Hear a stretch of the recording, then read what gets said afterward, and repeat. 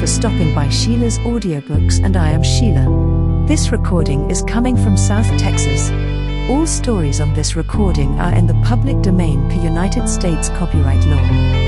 This story is about something horrible happens one night at the Villa Rose in Aix-les-baines.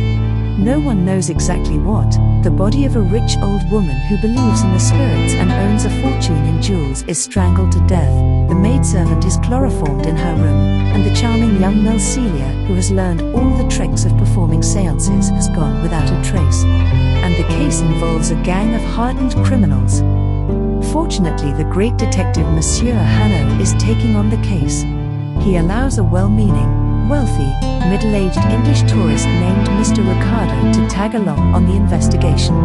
Hanaud is as shrewd, observant and devious as the criminals. At the Villa Rose. Published 1910. By A. E. W. Mason. Case 1 in the Inspector Hanaud series. Chapter 1: Summer Lightning. It was Mr. Ricardo's habit as soon as the second week of August came round to travel to Aix-les-baines, in Savoy, where for 5 or 6 weeks he lived pleasantly. He pretended to take the waters in the morning, he went for a ride in his motor car in the afternoon, he dined at the Circle in the evening, and spent an hour or two afterwards in the baccarat rooms at the Villa des Fleurs. An enviable, smooth life without a doubt, and it is certain that his acquaintances envied him. At the same time, however, they laughed at him and, alas, with some justice, for he was an exaggerated person. He was to be construed in the comparative. Everything in his life was a trifle overdone, from the fastidious arrangement of his neckties to the feminine nicety of his little dinner parties. In age Mr. Ricardo was approaching the 50s, in condition he was a widower, a state greatly to his liking, for he avoided at once the irksomeness of marriage and the reproaches justly levelled at the bachelor. Finally, he was rich, having amassed a fortune in Mincing Lane, which he had invested in profitable securities. 10 years of ease, however, had not altogether obliterated in him the business look. Though he lounged from January to December, he lounged with the air of a financier taking a holiday, and when he visited, as he frequently did, the studio of a painter, a stranger would have hesitated to decide whether he had been drawn thither by a love of art or by the possibility of an investment. His acquaintances have been mentioned, and the word is suitable. For while he mingled in many circles, he stood aloof from all. He affected the company of artists, by whom he was regarded as one ambitious to become a connoisseur, and amongst the younger businessmen, who had never dealt with him, he earned the disrespect reserved for the dilettanti. If he had a grief, it was that he had discovered no great man who in return for practical favors would engrave his memory in brass. He was a Maecenas without a Horace, an Earl of Southampton without a Shakespeare. In a word, Aix-les-baines in the season was the very place for him, and never for a moment did it occur to him that he was here to be dipped in agitations, and hurried from excitement to excitement. The beauty of the little town, the crowd of well-dressed and agreeable people, the rose-colored life of the place, all made their appeal to him. But it was the Villa des Fleurs which brought him to Aix. Not that he played for anything more than an occasional louis, nor on the other hand, was he merely a cold looker-on. He had a banknote or two in his pocket on most evenings at the service of the victims of the tables, but the pleasure to his curious and dilettante mind lay in the spectacle of the battle which was waged night after night between raw nature and good manners. It was extraordinary to him how constantly manners prevailed. There were, however, exceptions.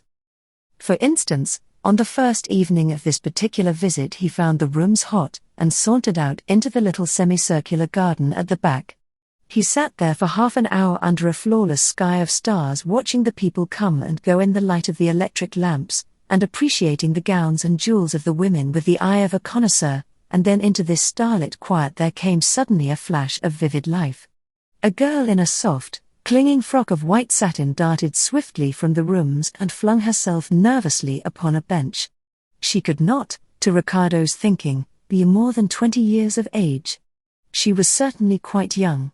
The supple slenderness of her figure proved it, and he had moreover caught a glimpse, as she rushed out, of a fresh and very pretty face, but he had lost sight of it now. For the girl wore a big black satin hat with a broad brim, from which a couple of white ostrich feathers curved over at the back, and in the shadow of that hat her face was masked. All that he could see was a pair of long diamond eardrops, which sparkled and trembled as she moved her head, and that she did constantly. Now she stared moodily at the ground, now she flung herself back, then she twisted nervously to the right, and then a moment afterwards to the left, and then again she stared in front of her, swinging a satin slipper backwards and forwards against the pavement with the petulance of a child. All her movements were spasmodic, she was on the verge of hysteria. Ricardo was expecting her to burst into tears, when she sprang up and as swiftly as she had come she hurried back into the rooms. Summer lightning, thought Mr. Ricardo. Near to him a woman sneered, and a man said, pityingly, she was pretty, that little one. It is regrettable that she has lost. A few minutes afterwards Ricardo finished his cigar and strolled back into the rooms, making his way to the big table just on the right hand of the entrance, where the play as a rule runs high. It was clearly running high tonight. For so deep a crowd thronged about the table that Ricardo could only by standing on tiptoe see the faces of the players. Of the banker he could not catch a glimpse. But though the crowd remained, its units were constantly changing, and it was not long before Ricardo found himself standing in the front rank of the spectators, just behind the players seated in the chairs. The oval green table was spread out beneath him littered with banknotes. Ricardo turned his eyes to the left, and saw seated at the middle of the table the man who was holding the bank. Ricardo recognized him with a start of surprise. He was a young Englishman, Harry Wethermill, who, after a brilliant career at Oxford and at Munich, had so turned his scientific genius to account that he had made a fortune for himself at the age of 28. He sat at the table with the indifferent look of the habitual player upon his cleanly chiseled face. But it was plain that his good fortune stayed at his elbow tonight, for opposite to him the croupier was arranging with extraordinary deftness piles of bank notes in the order of their value. The bank was winning heavily. Even as Ricardo looked, Wethermill turned up a natural and the croupier swept in the stakes from either side. Faites vos jeux, messieurs. Le jeu est fait? The croupier cried, all in a breath, and repeated the words. Wethermill waited with his hand upon the wooden frame in which the cards were stacked. He glanced round the table while the stakes were being laid upon the cloth, and suddenly his face flashed from languor into interest. Almost opposite to him a small, white-gloved hand holding a 5-louis note was thrust forward between the shoulders of two men seated at the table. Wethermill leaned forward and shook his head with a smile. With a gesture he refused the stake. But he was too late. The fingers of the hand had opened, the note fluttered down onto the cloth, the money was staked. At once he leaned back in his chair. Il y a une suite, he said quietly. He relinquished the bank rather than play against that 5-louis note.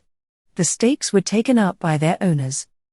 The croupier began to count Wethermill's winnings, and Ricardo, curious to know whose small, delicately gloved hand it was which had brought the game to so abrupt a termination, leaned forward.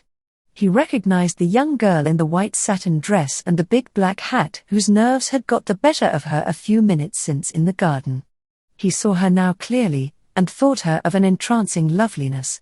She was moderately tall, fair of skin, with a fresh colouring upon her cheeks which she owed to nothing but her youth. Her hair was of a light brown with a sheen upon it, her forehead broad, her eyes dark and wonderfully clear. But there was something more than her beauty to attract him. He had a strong belief that somewhere, some while ago, he had already seen her. And this belief grew and haunted him. He was still vaguely puzzling his brains to fix the place when the croupier finished his reckoning. There are 2,000 louis in the bank, he cried. Who will take on the bank for 2,000 louis? No one, however, was willing. A fresh bank was put up for sale, and Wethermill, still sitting in the dealer's chair, bought it. He spoke at once to an attendant, and the man slipped round the table, and, forcing his way through the crowd, carried a message to the girl in the black hat. She looked towards Wethermill and smiled, and the smile made her face a miracle of tenderness.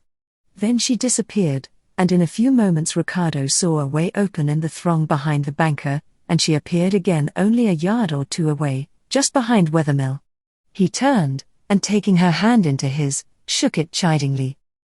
I couldn't let you play against me, Celia, he said, in English. My luck's too good tonight.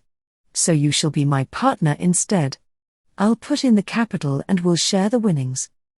The girl's face flushed rosily. Her hand still lay clasped in his. She made no effort to withdraw it. I couldn't do that, she exclaimed. Why not? Said he. See. And loosening her fingers, he took from them the 5 louis note and tossed it over to the croupier to be added to his bank. Now you can't help yourself. We're partners. The girl laughed, and the company at the table smiled, half in sympathy, half with amusement. A chair was brought for her, and she sat down behind Wethermill, her lips parted, her face joyous with excitement. But all at once Wethermill's luck deserted him. He renewed his bank 3 times, and had lost the greater part of his winnings when he had dealt the cards through. He took a 4th bank, and rose from that, too, a loser. That's enough, Celia, he said. Let us go out into the garden, it will be cooler there. I have taken your good luck away, said the girl remorsefully. Wethermill put his arm through hers. You'll have to take yourself away before you can do that, he answered, and the couple walked together out of Ricardo's hearing. Ricardo was left to wonder about Celia. She was just one of those problems which made Aix-les-baines so unfailingly attractive to him. She dwelt in some street of Bohemia, so much was clear. The frankness of her pleasure, of her excitement, and even of her distress proved it. She passed from one to the other while you could deal a pack of cards. She was at no pains to wear a mask. Moreover, she was a young girl of 19 or 20, running about those rooms alone, as unembarrassed as if she had been at home. There was the free use, too, of Christian names. Certainly she dwelt in Bohemia. But it seemed to Ricardo that she could pass in any company and yet not be overpassed. She would look a little more picturesque than most girls of her age, and she was certainly a good deal more soignée than many, and she had the Frenchwoman's knack of putting on her clothes. But those would be all the differences, leaving out the frankness. Ricardo wondered in what street of Bohemia she dwelt. He wondered still more when he saw her again half an hour afterwards at the entrance to the Villa des Fleurs. She came down the long hall with Harry Wethermill at her side. The couple were walking slowly, and talking as they walked with so complete an absorption in each other that they were unaware of their surroundings. At the bottom of the steps a stout woman of 55, over-jewelled, and overdressed and raddled with paint, watched their approach with a smile of good-humoured amusement. When they came near enough to hear, she said in French, "Well, Celia, are you ready to go home?" The girl looked up with a start. "Of course, madam," she said, with a certain submissiveness which surprised Ricardo. "I hope I have not kept you waiting." She ran to the cloak-room, and came back again with her cloak. "Goodbye, Harry," she said, dwelling upon his name and looking out upon him with soft and smiling eyes. "I shall see you tomorrow evening," he said, holding her hand. Again she let it stay within his keeping, but she frowned, and a sudden gravity settled like a cloud upon her face. She turned to the elder woman with a sort of appeal. "No, I do not think we shall be here tomorrow, shall we, madam?" she said reluctantly. "Of course not," said madam briskly. "You have not forgotten what we have planned?" "No, we shall not be here tomorrow, but the night after, yes." Celia turned back again to Wethermill. "Yes, we have plans for tomorrow," she said, with a very wistful note of regret in her voice, and seeing that madam was already at the door, she bent forward and said timidly, "But the night after I shall want you." "I shall thank you for wanting me," Wethermill rejoined, and the girl tore her hand away and ran up the steps. Harry Wethermill returned to the rooms. Mr. Ricardo did not follow him. He was too busy with the little problem which had been presented to him that night. What could that girl, he asked himself, have in common with the raddled woman she addressed so respectfully? Indeed, there had been a note of more than respect in her voice. There had been something of affection. Again Mr. Ricardo found himself wondering in what street in Bohemia Celia dwelt, and as he walked up to the hotel there came yet other questions to amuse him. Why, he asked, could neither Celia nor Madame come to the Villa des Fleurs tomorrow night? What are the plans they have made? And what was it in those plans which had brought the sudden gravity and reluctance into Celia's face? Ricardo had reason to remember those questions during the next few days, though he only idled with them now. Chapter 2: A Cry for Help. It was on a Monday evening that Ricardo saw Harry Wethermill and the girl Celia together. On the Tuesday he saw Wethermill in the rooms alone and had some talk with him. Wethermill was not playing that night, and about 10 o'clock the two men left the Villa des Fleurs together. "Which way do you go?" asked Wethermill. "Up the hill to the Hotel Majestic," said Ricardo. "We go together, then." "I, too, am staying there," said the young man, and they climbed the steep streets together. Ricardo was dying to put some questions about Wethermill's young friend of the night before, but discretion kept him reluctantly silent. They chatted for a few moments in the hall upon indifferent topics and so separated for the night. Mr. Ricardo, however, was to learn something more of Celia the next morning, for while he was fixing his tie before the mirror Wethermill burst into his dressing room. Mr. Ricardo forgot his curiosity in the surge of his indignation. Such an invasion was an unprecedented outrage upon the gentle tenor of his life. The business of the morning toilette was sacred. To interrupt it carried a subtle suggestion of anarchy. Where was his valet? Where was Charles, who should have guarded the door like the custodian of a chapel? "I cannot speak to you for at least another half-hour," said Mr. Ricardo, sternly. But Harry Wethermill was out of breath and shaking with agitation. "I can't wait," he cried, with a passionate appeal. "I have got to see you. You must help me, Mr. Ricardo, you must, indeed." Ricardo spun round upon his heel. At first he had thought that the help wanted was the help usually wanted at Aix-les-baines. A glance at Wethermill's face, however, and the ringing note of anguish in his voice, told him that the thought was wrong. Mr. Ricardo slipped out of his affectations as out of a loose coat. "What has happened?" he asked quietly. "Something terrible." With shaking fingers Wethermill held out a newspaper. "Read it," he said. It was a special edition of a local newspaper, Le Journal de Savoie, and it bore the date of that morning. "They are crying it in the streets," said Wethermill. "Read." A short paragraph was printed in large black letters on the first page, and leapt to the eyes. "Late last night," it ran, "an appalling murder was committed at the Villa Rose, on the road to Lac Bourget. Madame Camille Dovry, an elderly, rich woman who was well known at Aix, and had occupied the villa every summer for the last few years, was discovered on the floor of her salon, fully dressed and brutally strangled, while upstairs, her maid, Helene Vauquier, was found in bed, chloroformed, with her hands tied securely behind her back. At the time of going to press, she had not recovered consciousness, but the doctor, Émile Pétain, is in attendance upon her, and it is hoped that she will be able shortly to throw some light on this dastardly affair. The police are properly reticent as to the details of the crime, but the following statement may be accepted without hesitation. The murder was discovered at 12 o'clock at night by the Sergeant de Ville-Perrichet, to whose intelligence more than a word of praise is due, and it is obvious from the absence of all marks upon the door and windows that the murderer was admitted from within the villa. Meanwhile Madame Dovry's motorcar has disappeared, and with it a young Englishwoman who came to Aix with her as her companion. The motive of the crime leaps to the eyes. Madame Dovry was famous in Aix for her jewels, which she wore with too little prudence. The condition of the house shows that a careful search was made for them, and they have disappeared. It is anticipated that a description of the young Englishwoman, with a reward for her apprehension, will be issued immediately. And it is not too much to hope that the citizens of Aix, and indeed of France, will be cleared of all participation in so cruel and sinister a crime. Ricardo read through the paragraph with a growing consternation, and laid the paper upon his dressing table. "It is infamous," cried Wethermill passionately.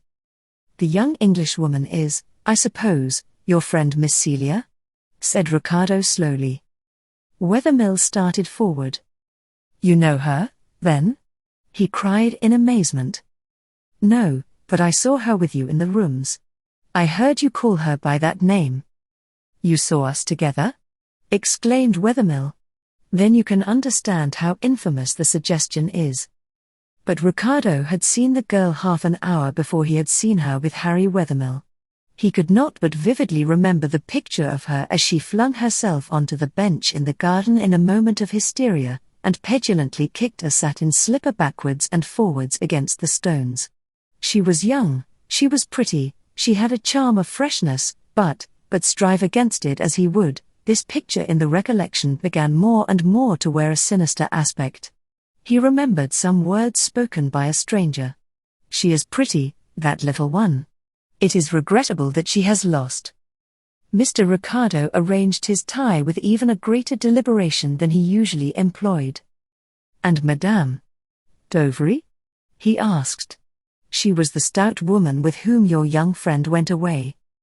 "Yes," said Wethermill. Ricardo turned round from the mirror. "What do you want me to do?" "Hanaud is at Aix. He is the cleverest of the French detectives. You know him. He dined with you once." It was Mr. Ricardo's practice to collect celebrities round his dinner table, and at one such gathering Hanaud and Wethermill had been present together. "You wish me to approach him?" "At once." "It is a delicate position," said Ricardo. "Here is a man in charge of a case of murder, and we are quietly to go to him." To his relief Wethermill interrupted him. "No, no," he cried, "he is not in charge of the case. He is on his holiday. I read of his arrival 2 days ago in the newspaper. It was stated that he came for rest. What I want is that he should take charge of the case." The superb confidence of Wethermill shook Mr. Ricardo for a moment, but his recollections were too clear. "You are going out of your way to launch the acutest of French detectives in search of this girl. Are you wise, Wethermill?" Wethermill sprang up from his chair in desperation. "You, too, think her guilty. You have seen her. You think her guilty, like this detestable newspaper, like the police." "Like the police?" asked Ricardo sharply. "Yes," said Harry Wethermill sullenly. "As soon as I saw that rag I ran down to the villa. The police are in possession. They would not let me into the garden. But I talked with one of them. They, too, think that she let in the murderers." Ricardo took a turn across the room. Then he came to a stop in front of Wethermill. "Listen to me," he said solemnly. "I saw this girl half an hour before I saw you. She rushed out into the garden. She flung herself onto a bench. She could not sit still. She was hysterical. You know what that means. She had been losing. That's point number 1. Mr. Ricardo ticked it off upon his finger. She ran back into the rooms. You asked her to share the winnings of your bank. She consented eagerly. And you lost. That's point number 2. A little later, as she was going away, you asked her whether she would be in the rooms the next night, yesterday night, the night when the murder was committed. Her face clouded over. She hesitated. She became more than grave. There was a distinct impression as though she shrank from the contemplation of what it was proposed she should do on the next night. And then she answered you, "No, we have other plans." That's number 3. And Mr. Ricardo ticked off his 3rd point. "Now," he asked, "do you still ask me to launch Hanaud upon the case?" "Yes, and at once," cried Wethermill. Ricardo called for his hat and his stick. "You know where Hanaud is staying?" he asked. "Yes," replied Wethermill, and he led Ricardo to an unpretentious little hotel in the center of the town. Ricardo sent in his name, and the 2 visitors were immediately shown into a small sitting room, where M. Hanaud was enjoying his morning chocolate. He was stout and broad-shouldered, with a full and almost heavy face. In his morning suit at his breakfast table he looked like a prosperous comedian. He came forward with a smile of welcome, extending both his hands to Mr. Ricardo. "Ah, my good friend," he said, "it is pleasant to see you." "And Mr. Wethermill," he exclaimed, holding a hand out to the young inventor. "You remember me, then?" said Wethermill gladly. "It is my profession to remember people," said Hanaud, with a laugh. "You were at that amusing dinner party of Mr. Ricardo's in Grosvenor Square." "Monsieur," said Wethermill, I have come to ask your help." The note of appeal in his voice was loud. Hanaud drew up a chair by the window and motioned to Wethermill to take it. He pointed to another, with a bow of invitation to Mr. Ricardo. "Let me hear," he said gravely. "It is the murder of Madame Dovry," said Wethermill. Hanaud started. "And in what way, monsieur," he asked, "are you interested in the murder of Madame Dovry?" "Her companion," said Wethermill, "the young English girl, she is a great friend of mine." Hanaud's face grew stern. Then came a sparkle of anger in his eyes. "And what do you wish me to do, monsieur?" he asked coldly.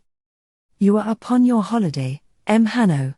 "I wish you, no, I implore you," Wethermill cried, his voice ringing with passion, "to take up this case, to discover the truth, to find out what has become of Celia."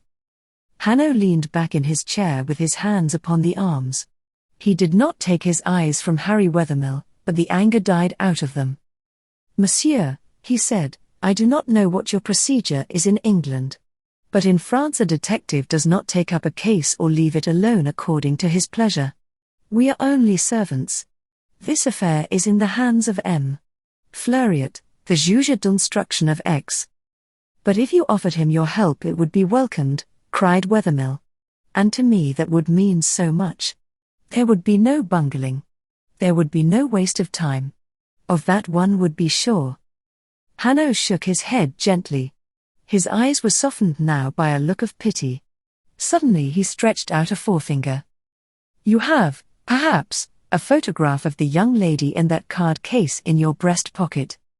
Wethermill flushed red, and, drawing out the card case, handed the portrait to Hanaud. Hanaud looked at it carefully for a few moments. "It was taken lately, here?" he asked. "Yes, for me," replied Wethermill quietly. "And it is a good likeness?" "Very." "How long have you known this Mlle Celia?" he asked. Wethermill looked at Hanaud with a certain defiance. "For a fortnight." Hanaud raised his eyebrows. "You met her here?" "Yes." "In the rooms, I suppose? Not at the house of one of your friends?" "That is so," said Wethermill quietly. "A friend of mine who had met her in Paris introduced me to her at my request." Hanaud handed back the portrait and drew forward his chair nearer to Wethermill. His face had grown friendly. He spoke with a tone of respect. "Monsieur, I know something of you. Our friend, Mr. Ricardo, told me your history. I asked him for it when I saw you at his dinner. You are of those about whom one does ask questions, and I know that you are not a romantic boy, but who shall say that he is safe from the appeal of beauty? I have seen women, monsieur, for whose purity of soul I would myself have stood security, condemned for complicity in brutal crimes on evidence that could not be gainsaid, and I have known them turn foul-mouthed, and hideous to look upon, the moment after their just sentence has been pronounced." "No doubt, monsieur," said Wethermill, with perfect quietude. "But Celia Harland is not one of those women." "I do not now say that she is," said Hanaud. "But the juge d'instruction here has already sent to me to ask for my assistance, and I refused. I replied that I was just a good bourgeois enjoying his holiday. Still it is difficult quite to forget one's profession. It was the commissaire of police who came to me, and naturally I talked with him for a little while. The case is dark, monsieur, I warn you." "How dark?" asked Harry Wethermill. "I will tell you," said Hanaud, drawing his chair still closer to the young man. "Understand this in the first place. There was an accomplice within the villa. Someone let the murderers in. There is no sign of an entrance being forced, no lock was picked, there is no mark of a thumb on any panel, no sign of a bolt being forced. There was an accomplice within the house. We start from that." Wethermill nodded his head sullenly. Ricardo drew his chair up towards the others. But Hanaud was not at that moment interested in Ricardo. "Well, then, let us see who there are in Madame Dovry's household. The list is not a long one. It was Madame Dovry's habit to take her luncheon and her dinner at the restaurants, and her maid was all that she required to get ready her petit déjeuner in the morning and her syrup at night. Let us take the members of the household one by one. There is first the chauffeur, Henri Servatas. He was not at the villa last night. He came back to it early this morning. Ah, said Ricardo, in a significant exclamation. Wethermill did not stir.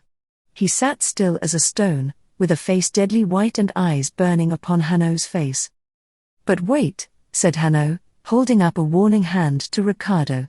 Servatas was in Chambéry, where his parents live. He travelled to Chambéry by the 2 o'clock train yesterday. He was with them in the afternoon.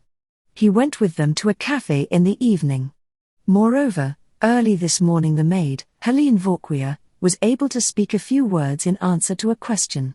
She said Servatas was in Chambéry. She gave his address. A telephone message was sent to the police in that town, and Servatas was found in bed. I do not say that it is impossible that Servatas was concerned in the crime. That we shall see. But it is quite clear, I think, that it was not he who opened the house to the murderers, for he was at Chambéry in the evening, and the murder was already discovered here by midnight. Moreover, it is a small point, he lives, not in the house, but over the garage in a corner of the garden. Then besides the chauffeur there was a charwoman, a woman of Aix, who came each morning at 7 and left in the evening at 7 or 8. Sometimes she would stay later if the maid was alone in the house, for the maid is nervous. But she left last night before 9, there is evidence of that, and the murder did not take place until afterwards. That is also a fact, not a conjecture. We can leave the charwoman, who for the rest has the best of characters, out of our calculations. There remain then, the maid, Helene Vauquier, and, he shrugged his shoulders, Mlle Celia.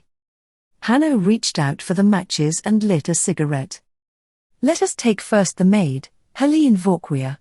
40 years old, a Normandy peasant woman. They are not bad people, the Normandy peasants, Monsieur avaricious, no doubt, but on the whole honest and most respectable. We know something of Helene Vauquier, Monsieur. See. And he took up a sheet of paper from the table. The paper was folded lengthwise, written upon only on the inside. I have some details here. Our police system is, I think, a little more complete than yours in England. Helene Vauquier has served Madame Dovry for 7 years. She has been the confidential friend rather than the maid. And mark this, M. Wethermill. During those 7 years how many opportunities has she had of conniving at last night's crime? She was found chloroformed and bound. There is no doubt that she was chloroformed. Upon that point Dr. Peyton is quite certain. He saw her before she recovered consciousness. She was violently sick on awakening. She sank again into unconsciousness. She is only now in a natural sleep. Besides those people, there is Mlle Celia. Of her, monsieur, nothing is known. You yourself know nothing of her. She comes suddenly to Aix as the companion of Madame Dovry, a young and pretty English girl. How did she become the companion of Madame Dovry? Wethermill stirred uneasily in his seat. His face flushed. To Mr. Ricardo that had been from the beginning the most interesting problem of the case. Was he to have the answer now? I do not know, answered Wethermill, with some hesitation, and then it seemed that he was at once ashamed of his hesitation. His accent gathered strength, and in a low but ringing voice, he added, "But I say this. You have told me, M. Hanaud, of women who looked innocent and were guilty. But you know also of women and girls who can live untainted and unspoiled amidst surroundings which are suspicious." Hanaud listened, but he neither agreed nor denied. He took up a second slip of paper. "I shall tell you something now of Madame Dovry," he said. "We will not take up her early history, it might not be edifying and, poor woman, she is dead. Let us not go back beyond her marriage 17 years ago to a wealthy manufacturer of Nancy, whom she had met in Paris. 7 years ago M. Dovry died, leaving his widow a very rich woman. She had a passion for jewelry, which she was now able to gratify. She collected jewels. A famous necklace, a well-known stone, she was not, as you say, happy till she got it. She had a fortune in precious stones, oh, but a large fortune. By the ostentation of her jewels she paraded her wealth here, at Monte Carlo, in Paris. Besides that, she was kind-hearted and most impressionable. Finally, she was, like so many of her class, superstitious to the degree of folly. Suddenly Mr. Ricardo started in his chair. Superstitious. The word was a sudden light upon his darkness. Now he knew what had perplexed him during the last 2 days. Clearly, too clearly, he remembered where he had seen Celia Harland, and when. A picture rose before his eyes, and it seemed to strengthen like a film in a developing dish as Hanaud continued. Very well. Take Madame Dovry as we find her rich, ostentatious, easily taken by a new face, generous, and foolishly superstitious, and you have in her a living provocation to every rogue. By 100 instances she proclaimed herself a dupe. She threw down a challenge to every criminal to come and rob her. For 7 years Helene Vauquier stands at her elbow and protects her from serious trouble. Suddenly there is added to her, your young friend, and she is robbed and murdered. And, follow this, M. Wethermill, our thieves are, I think, more brutal to their victims than is the case with you. Wethermill shut his eyes in a spasm of pain and the pallor of his face increased. Suppose that Celia were one of the victims? He cried in a stifled voice. Hanaud glanced at him with a look of commiseration. That perhaps we shall see, he said. But what I meant was this. A stranger like Mlle Celia might be the accomplice in such a crime as the crime of the Villa Rose, meaning only robbery. A stranger might only have discovered too late that murder would be added to the theft. Meanwhile, in strong, clear colors, Ricardo's picture stood out before his eyes. He was startled by hearing Wethermill say, in a firm voice, "My friend Ricardo has something to add to what you have said." "I!" exclaimed Ricardo. How in the world could Wethermill know of that clear picture in his mind? "Yes. You saw Celia Harland on the evening before the murder." Ricardo stared at his friend. It seemed to him that Harry Wethermill had gone out of his mind. Here he was corroborating the suspicions of the police by facts, damning and incontrovertible facts. On the night before the murder, continued Wethermill quietly, Celia Harland lost money at the baccarat table. Ricardo saw her in the garden behind the rooms, and she was hysterical. Later on that same night he saw her again with me, and he heard what she said. I asked her to come to the rooms on the next evening, yesterday, the night of the crime, and her face changed, and she said, "No, we have other plans for tomorrow. But the night after I shall want you." Hanaud sprang up from his chair. "And you tell me these 2 things?" he cried. "Yes," said Wethermill. "You were kind enough to say to me I was not a romantic boy. I am not. I can face facts." Hanaud stared at his companion for a few moments. Then, with a remarkable air of consideration, he bowed. "You have won, monsieur," he said. "I will take up this case. But," and his face grew stern, and he brought his fist down upon the table with a bang, "I shall follow it to the end now, be the consequences bitter as death to you." "That is what I wish, monsieur," said Wethermill. Hanaud locked up the slips of paper in his letter case. Then he went out of the room and returned in a few minutes. "We will begin at the beginning," he said briskly. "I have telephoned to the depot. Perrichet, the Sergeant de Ville who discovered the crime, will be here at once. We will walk down to the villa with him, and on the way he shall tell us exactly what he discovered and how he discovered it. At the villa we shall find Monsieur Fleuriot, the juge d'instruction, who has already begun his examination, and the commissaire of police. In company with them we will inspect the villa. Except for the removal of Madame Dovry's body from the salon to her bedroom and the opening of the windows, the house remains exactly as it was." "We may come with you?" cried Harry Wethermill eagerly. "Yes, on one condition, that you ask no questions, and answer none unless I put them to you. Listen, watch, examine, but no interruptions." Hanaud's manner had altogether changed. It was now authoritative and alert. He turned to Ricardo. You will swear to what you saw in the garden and to the words you heard? He asked. They are important. Yes, said Ricardo. But he kept silence about that clear picture in his mind which to him seemed no less important, no less suggestive. The Assembly Hall at Leamington, a crowded audience chiefly of ladies, a platform at one end on which a black cabinet stood.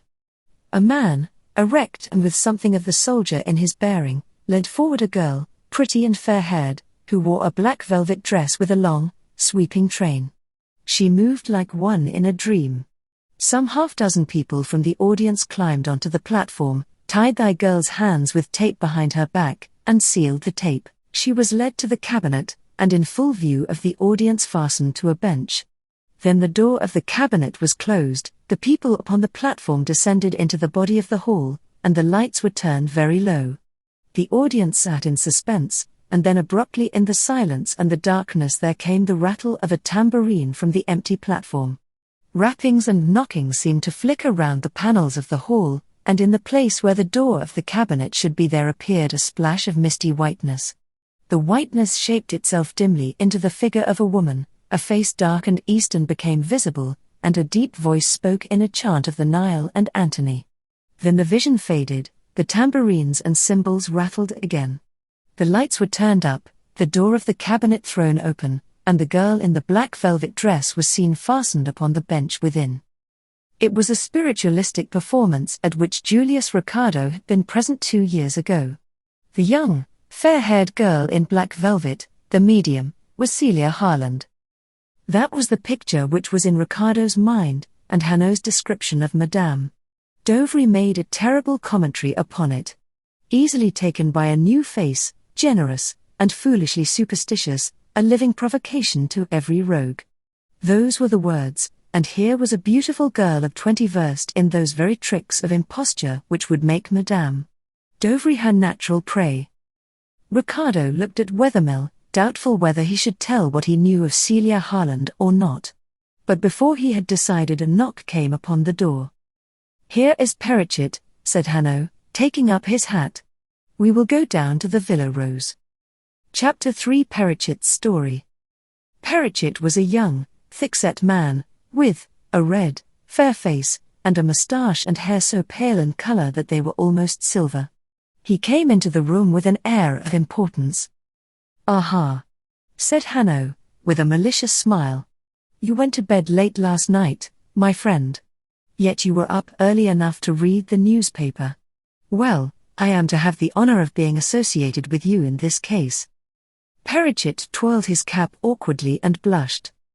"Monsieur is pleased to laugh at me," he said. "But it was not I who called myself intelligent. Though indeed I would like to be so, for the good God knows I do not look it." Hanaud clapped him on the shoulder. "Then congratulate yourself. It is a great advantage to be intelligent and not to look it.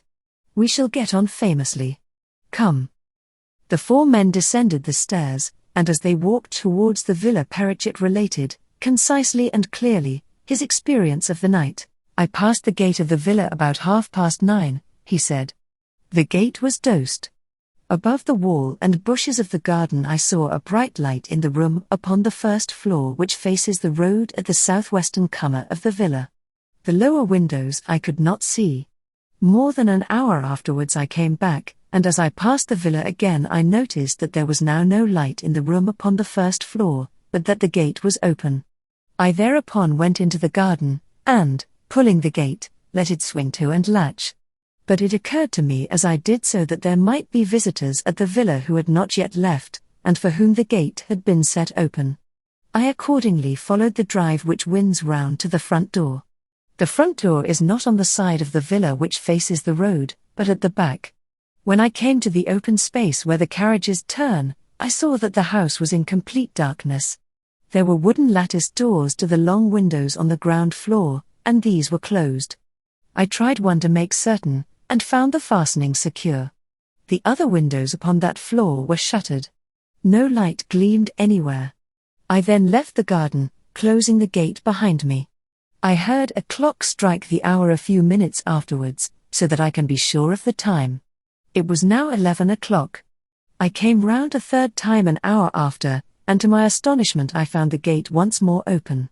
I had left it closed and the house shut up and dark. Now it stood open. I looked up to the windows and I saw that in a room on the second floor, close beneath the roof, a light was burning brightly. That room had been dark an hour before. I stood and watched the light for a few minutes, thinking that I should see it suddenly go out. But it did not, it burned quite steadily. This light and the gate opened and reopened aroused my suspicions. I went again into the garden, but this time with greater caution. It was a clear night, and, although there was no moon, I could see without the aid of my lantern. I stole quietly along the drive. When I came round to the front door, I noticed immediately that the shutters of one of the ground floor windows were swung back, and that the inside glass window which descended to the ground stood open. The sight gave me a shock. Within the house those shutters had been opened. I felt the blood turn to ice in my veins and a chill crept along my spine. I thought of that solitary light burning steadily under the roof. I was convinced that something terrible had happened. Yes. Quite so, said Hanaud. Go on, my friend. The interior of the room gaped black, Parachute resumed. I crept up to the window at the side of the wall and dashed my lantern into the room. The window, however, was in a recess which opened into the room through an arch, and at each side of the arch curtains were draped. The curtains were not closed, but between them I could see nothing but a strip of the room. I stepped carefully in, taking heed not to walk on the patch of grass before the window. The light of my lantern showed me a chair overturned upon the floor, and to my right, below the middle one of the 3 windows in the right-hand side wall, a woman lying huddled upon the floor. It was Madame Dovry. She was dressed. There was a little mud upon her shoes, as though she had walked after the rain had ceased. Monsieur will remember that 2 heavy showers fell last evening between 6 and 8. Yes, said Hanaud, nodding his approval. She was quite dead. Her face was terribly swollen and black, and a piece of thin strong cord was knotted so tightly about her neck and had sunk so deeply into her flesh that at first I did not see it. For Madame Dovry was stout. Then what did you do? Asked Hanaud. I went to the telephone which was in the hall and rang up the police. Then I crept upstairs very cautiously, trying the doors.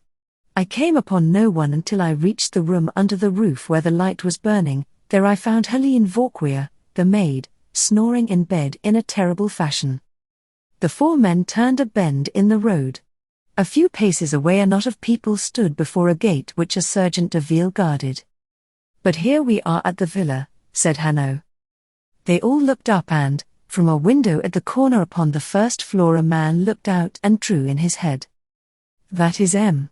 Bernard, the commissaire of our police in Aix, said Parachute. And the window from which he looked, said Hanaud, must be the window of that room in which you saw the bright light at 9:30 on your first round? Yes, monsieur, said Parachute, that is the window. They stopped at the gate. Parachute spoke to the sergeant de ville, who at once held the gate open. The party passed into the garden of the villa. Chapter 4 At the villa. The drive curved between trees and high bushes towards the back of the house, and as the party advanced along it a small, trim, soldier-like man, with a pointed beard, came to meet them. It was the man who had looked out from the window, Louis Bernard, the commissaire of police. You are coming, then, to help us, M. Hanaud, he cried, extending his hands. You will find no jealousy here, no spirit amongst us of anything but goodwill, no desire except one to carry out your suggestions. All we wish is that the murderers should be discovered. Mon Dieu, what a crime! And so young a girl to be involved in it. But what will you? So you have already made your mind up on that point? Said Hanaud sharply. The commissaire shrugged his shoulders.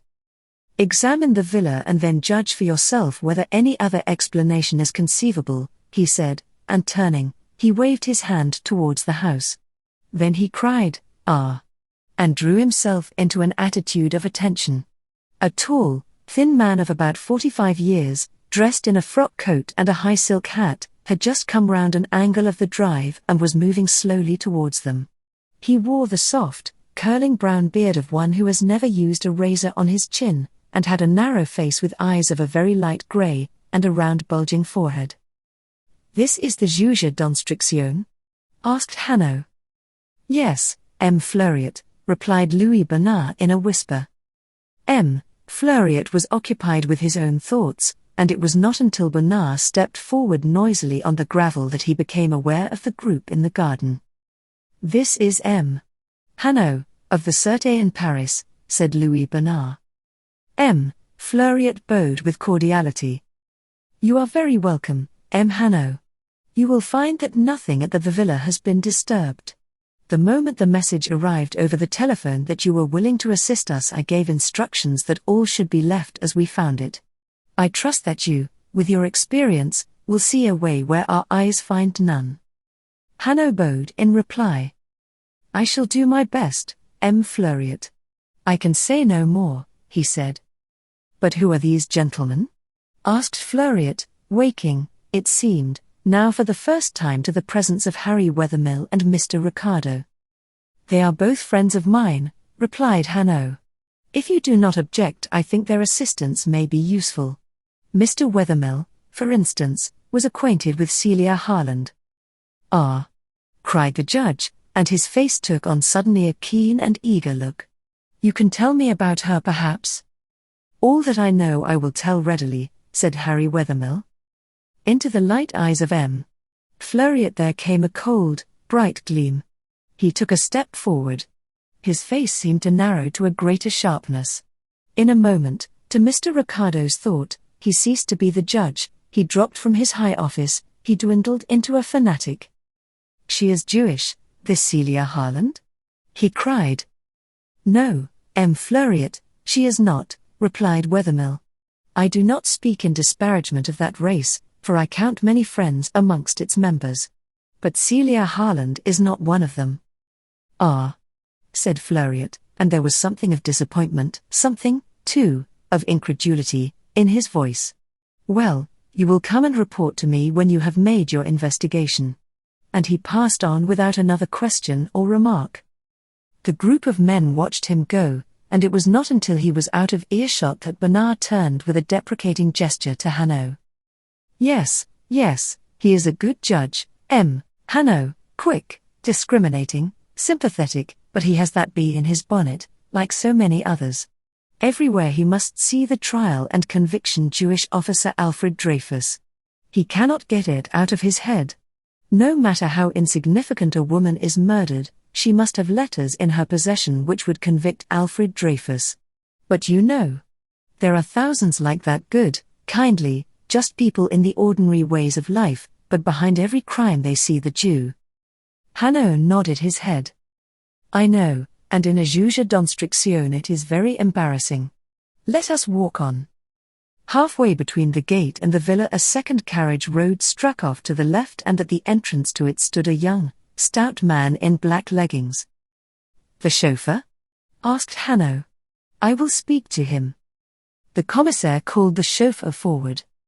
"Servitaz," he said, "you will answer any questions which monsieur may put to you." "Certainly, le commissaire," said the chauffeur. His manner was serious, but he answered readily. There was no sign of fear upon his face. "How long have you been with Madame Dovry?" Hanaud asked. 4 months, monsieur. I drove her to Aix from Paris. And since your parents live at Chambry, you wished to seize the opportunity of spending a day with them while you were so near? Yes, monsieur. When did you ask for permission? On Saturday, monsieur. Did you ask particularly that you should have yesterday, the Tuesday? No, monsieur, I asked only for a day whenever it should be convenient to madame. Quite so, said Hanaud. Now, when did Madame Dovry tell you that you might have Tuesday? Servitaz hesitated. His face became troubled. When he spoke reluctantly. It was not Madame Dovry, monsieur, who told me that I might go on Tuesday, he said. Not Madame Dovry. Who was it, then? Hanaud asked sharply. Servitors glanced from one to another of the grave faces which confronted him. It was Mlle Celia, he said, who told me. Oh, said Hanaud, slowly. It was Mlle Celia. When did she tell you? On Monday morning, monsieur. I was cleaning the car. She came to the garage with some flowers in her hand which she had been cutting in the garden, and she said, I was right, Alphonse. Madame has a kind heart. You can go tomorrow by the train which leaves Aix at 1:52 and arrives at Chambéry at 9 minutes after 2. Hanaud started. I was right, Alphonse. Were those her words? And Madame has a kind heart. Come, what is all this? He lifted a warning finger and said gravely, Be very careful, servitors. Those were her words, monsieur. I was right, Alphonse. Madame has a kind heart. Yes, monsieur. Then Mlle Celia had spoken to you before about this visit of yours to Chambéry, said Hanaud, with his eyes fixed steadily upon the chauffeur's face. The distress upon Servitaz's face increased. Suddenly Hanaud's voice rang sharply. You hesitate. Begin at the beginning. Speak the truth, Servitaz. Monsieur, I am speaking the truth, said the chauffeur. It is true I hesitate. I have heard this morning what people are saying. I do not know what to think. Mlle Celia was always kind and thoughtful for me. But it is true, and with a kind of desperation he went on, yes, it is true that it was Mlle Celia who first suggested to me that I should ask for a day to go to Chambéry. When did she suggest it? On the Saturday. To Mr. Ricardo the words were startling. He glanced with pity towards Wethermill. Wethermill, however, had made up his mind for good and all. He stood with a dogged look upon his face, his chin thrust forward, his eyes upon the chauffeur. Bernard, the commissaire, had made up his mind, too. He merely shrugged his shoulders. Hanaud stepped forward and laid his hand gently on the chauffeur's arm. Come, my friend, he said, let us hear exactly how this happened. Mlle Celia, said Servitaz, with genuine compunction in his voice, came to the garage on Saturday morning and ordered the car for the afternoon. She stayed and talked to me for a little while, as she often did.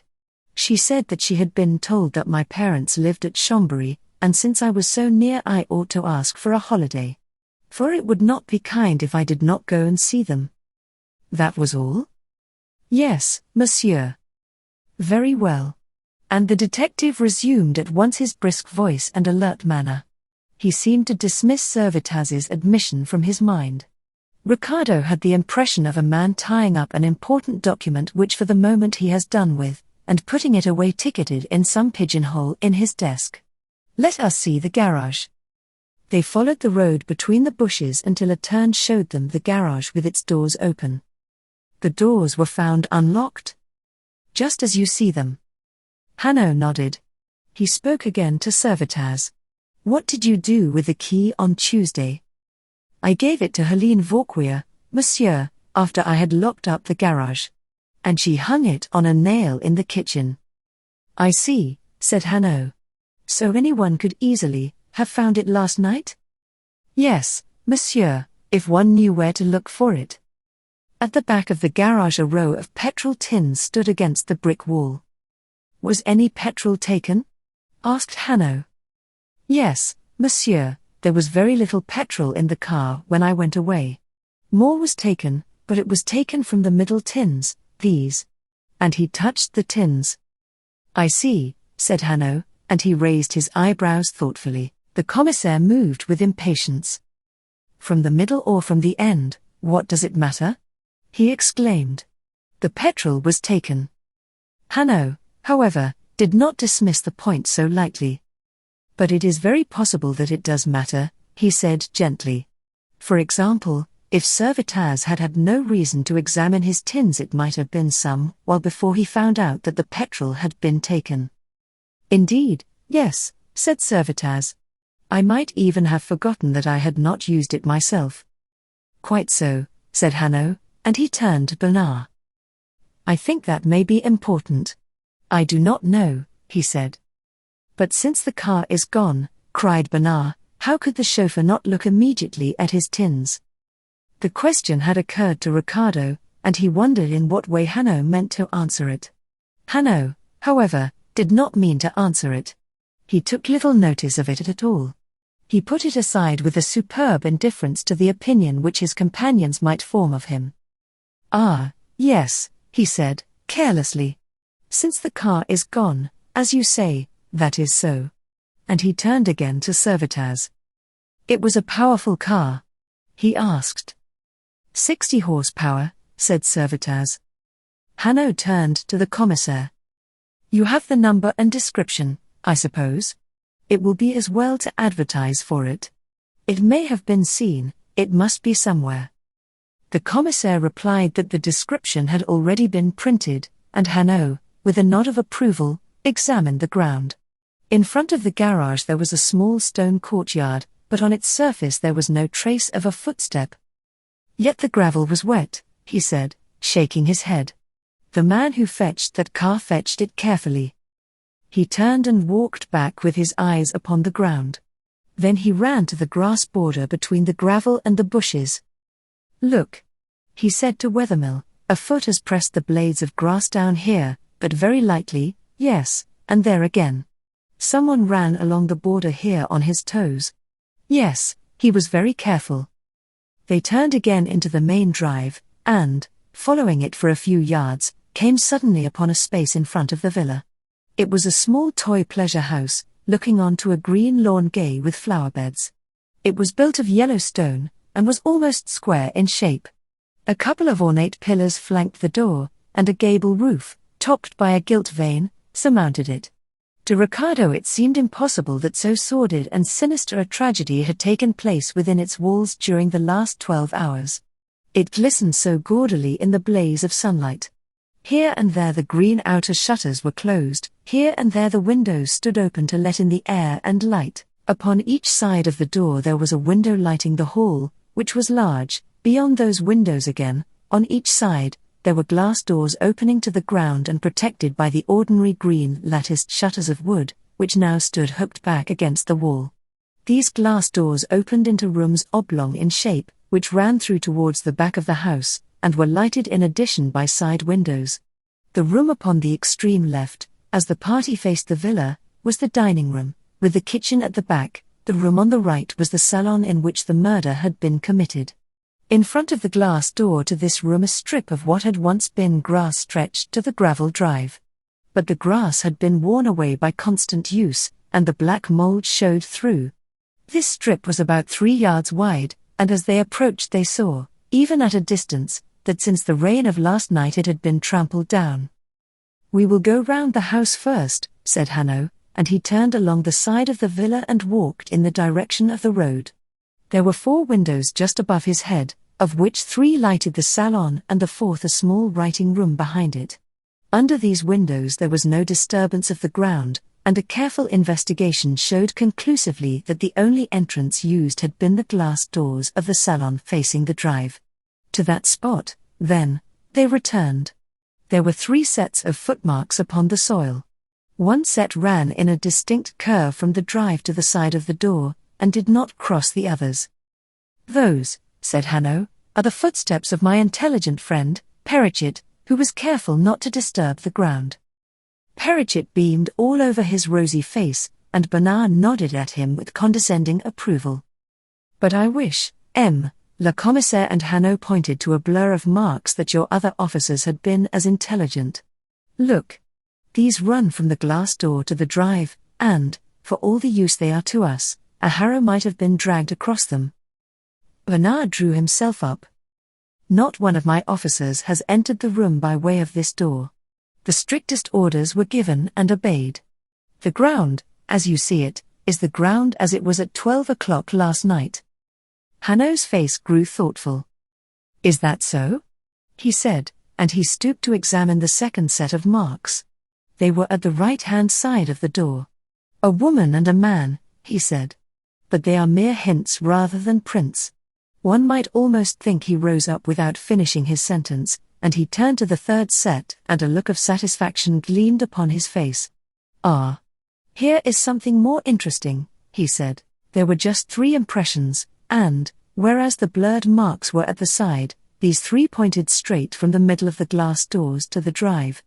They were quite clearly defined, and all 3 were the impressions made by a woman's small, arched, high-heeled shoe. The position of the marks was at first sight a little peculiar. There was one a good yard from the window, the impression of the right foot, and the pressure of the sole of the shoe was more marked than that of the heel. The second, the impression of the left foot, was not quite so far from the first as the first was from the window, and here again the heel was the more lightly defined. But there was this difference: the mark of the toe, which was pointed in the first instance, was, in this, broader and a trifle blurred. Close beside it the right foot was again visible, only now the narrow heel was more clearly defined than the ball of the foot. It had, indeed, sunk half an inch into the soft ground. There were no further imprints.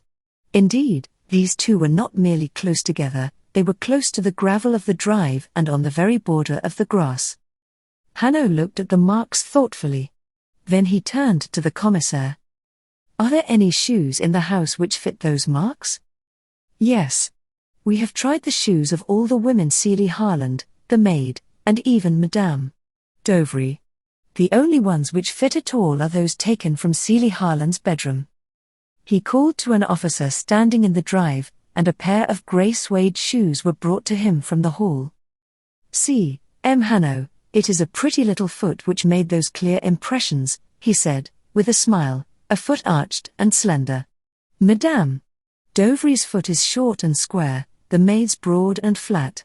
Neither Madame Dovry nor Helene Vauquier could have worn these shoes. They were lying, one here, one there, upon the floor of Celia Harland's room, as though she had kicked them off in a hurry. They are almost new, you see. They have been worn once, perhaps, no more, and they fit with absolute precision into those footmarks, except just at the toe of that second one." Hanaud took the shoes and, kneeling down, placed them one after the other over the impressions. To Ricardo it was extraordinary how exactly they covered up the marks and filled the indentations. "I should say," said the commissaire, "that Celia Harland went away wearing a new pair of shoes made on the very same last as those. As though she had left carelessly lying on the floor of her room for the first person to notice," thought Ricardo. It seemed as if the girl had gone out of her way to make the weight of evidence against her as heavy as possible, yet, after all, it was just through inattention to the small details, so insignificant at the red moment of crime, so terribly instructive the next day, that guilt was generally brought home. Hanaud rose to his feet and handed the shoes back to the officer. "Yes," he said, "so it seems. The shoemaker can help us here. I see the shoes were made in Aix." Bernard looked at the name stamped in gold letters upon the lining of the shoes. "I will have inquiries made," he said. Hanaud nodded, took a measure from his pocket and measured the ground between the window and the first footstep, and between the first footstep and the other 2. "How tall is Mlle Celia?" he asked, and he addressed the question to Wethermill. It struck Ricardo as one of the strangest details in all this strange affair that the detective should ask with confidence for information which might help to bring Celia Harland to the guillotine from the man who had staked his happiness upon her innocence. "About 5'7", he answered. Hanaud replaced his measure in his pocket. He turned with a grave face to Wethermill. "I warned you fairly, didn't I?" he said. Wethermill's white face twitched. "Yes," he said. "I am not afraid." But there was more of anxiety in his voice than there had been before. Hanaud pointed solemnly to the ground. "Read the story, those footprints right in the mold there. A young and active girl of about Mlle Celia's height, and wearing a new pair of Mlle Celia's shoes, springs from that room where the murder was committed, where the body of the murdered woman lies. She is running. She is wearing a long gown. At the second step the hem of the gown catches beneath the point of her shoe. She stumbles. To save herself from falling she brings up the other foot sharply and stamps the heel down into the ground. She recovers her balance. She steps onto the drive. It is true the gravel here is hard and takes no mark, but you will see that some of the mold which has clung to her shoes has dropped off. She mounts into the motor car with the man and the other woman and drives off sometime between 11 and 12. Between 11 and 12? Is that sure? Asked Bernard. Certainly, replied Hanaud. The gate is open at 11, and Perrichet closes it. It is open again at 12. Therefore the murderers had not gone before 11. No, the gate was open for them to go, but they had not gone. Else why should the gate again be open at midnight? Bernard nodded in assent, and suddenly Perrichet started forward, with his eyes full of horror. Then, when I first closed the gate, he cried, and came into the garden and up to the house. They were here, in that room? Oh, my God! He stared at the window, with his mouth open. I am afraid, my friend, that is so, said Hanaud gravely. But I knocked upon the wooden door, I tried the bolts, and they were within, in the darkness within, holding their breath not 3 yards from me. He stood transfixed. That we shall see, said Hanaud. He stepped in Perrichet's footsteps to the sill of the room. He examined the green wooden doors which opened outwards, and the glass doors which opened inwards, taking a magnifying glass from his pocket. He called Bernard to his side. See, he said, pointing to the woodwork. Finger marks? Asked Bernard eagerly. Yes, of hands in gloves, returned Hanaud. We shall learn nothing from these marks except that the assassins knew their trade. Then he stooped down to the sill, where some traces of steps were visible. He rose with a gesture of resignation. Rubber shoes, he said, and so stepped into the room, followed by Wethermill and the others. They found themselves in a small recess which was panelled with wood painted white, and here and there delicately carved into festoons of flowers. The recess ended in an arch, supported by 2 slender pillars, and on the inner side of the arch thick curtains of pink silk were hung. These were drawn back carelessly, and through the opening between them the party looked down the length of the room beyond. They passed within. Chapter 5 in the salon. Julius Ricardo pushed aside the curtains with a thrill of excitement. He found himself standing within a small oblong room which was prettily, even daintily, furnished. On his left, close by the recess, was a small fireplace with the ashes of a burnt-out fire in the grate. Beyond the grate a long settee covered in pink damask, with a crumpled cushion at each end, stood a foot or 2 away from the wall, and beyond the settee the door of the room opened into the hall. At the end a long mirror was let into the panelling, and a writing table stood by the mirror. On the right were the 3 windows, and between the 2 nearest to Mr. Ricardo was the switch of the electric light. A chandelier hung from the ceiling, an electric lamp stood upon the writing table, a couple of electric candles on the mantel shelf. A round satinwood table stood under the windows, with 3 chairs about it, of which one was overturned, one was placed with its back to the electric switch, and the third on the opposite side facing it. Ricardo could hardly believe that he stood actually upon the spot where, within 12 hours, a cruel and sinister tragedy had taken place. There was so little disorder. The 3 windows on his right showed him the blue sunlit sky and a glimpse of flowers and trees. Behind him the glass doors stood open to the lawn, where birds piped cheerfully and the trees murmured of summer. But he saw Hanaud stepping quickly from place to place, with an extraordinary lightness of step for so big a man, obviously engrossed, obviously reading here and there some detail, some custom of the inhabitants of that room. Ricardo leaned with careful artistry against the wall. Now, what has this room to say to me? He asked importantly. Nobody paid the slightest attention to his question, and it was just as well. For the room had very little information to give him. He ran his eye over the white Louis XVI furniture, the white panels of the wall, the polished floor, the pink curtains. Even the delicate tracery of the ceiling did not escape his scrutiny. Yet he saw nothing likely to help him but an overturned chair and a couple of crushed cushions on a settee.